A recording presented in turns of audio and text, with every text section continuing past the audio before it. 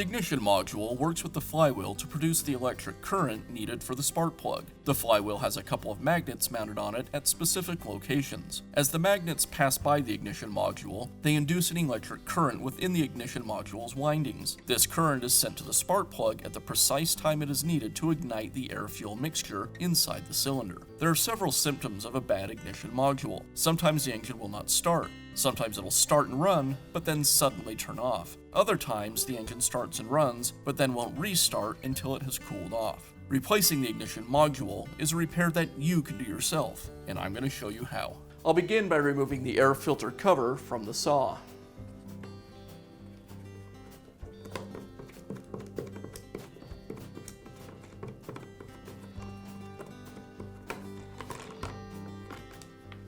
Now remove the air filter.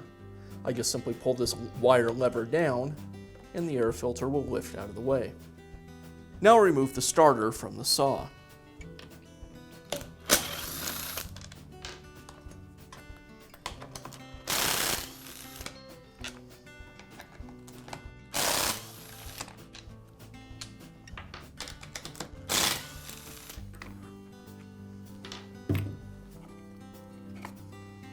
And now remove the top motor cover.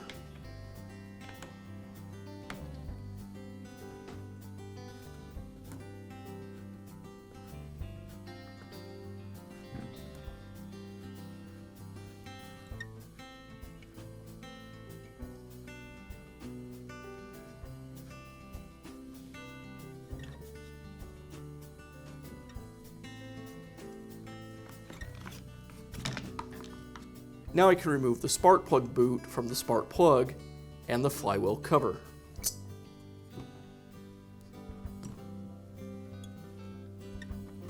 Now I have access to the ignition coil and I can go ahead and remove it. First, I'll remove the wire that goes to the kill switch.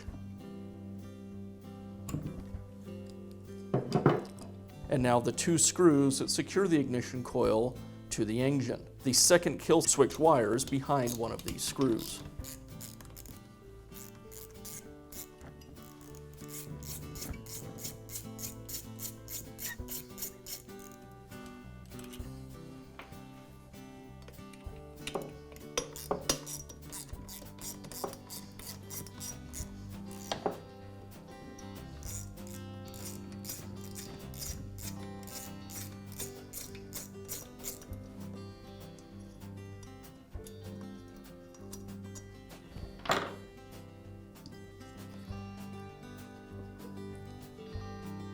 Now I can install the new ignition module. As we install it, it's critical that we have the right gap between the coil and the flywheel. To do that, I'm going to use a flywheel gapping tool. This is a plastic card that's 14 thousandths of an inch thick. If you don't have one of these tools, a thick business card will usually work. I'll place the card over the magnets on the flywheel.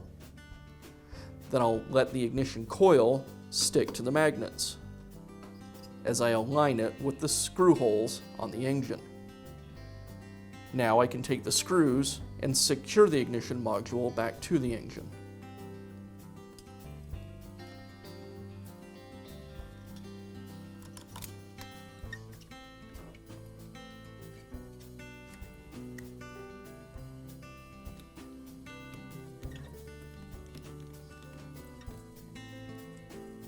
I'll leave the screws a little loose at first. Now I'll press the ignition module tightly against the card and flywheel and tighten the screws up.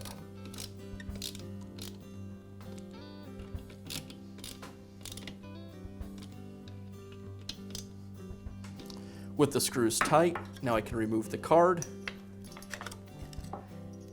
and the gap is set. I'll reattach the kill wire to the coil. And now I can replace the housings. I'll place the flywheel cover over the flywheel.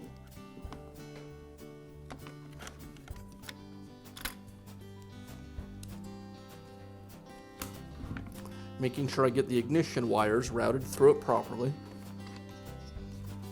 and I'll reinstall the spark plug boot. Now reinstall the starter and secure it with the screws.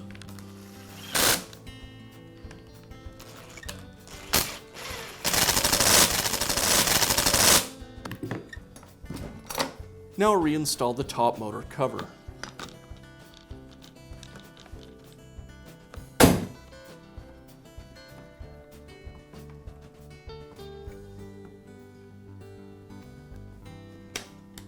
Now reinstall the air filter. And I'll finish up by reinstalling the air filter cover.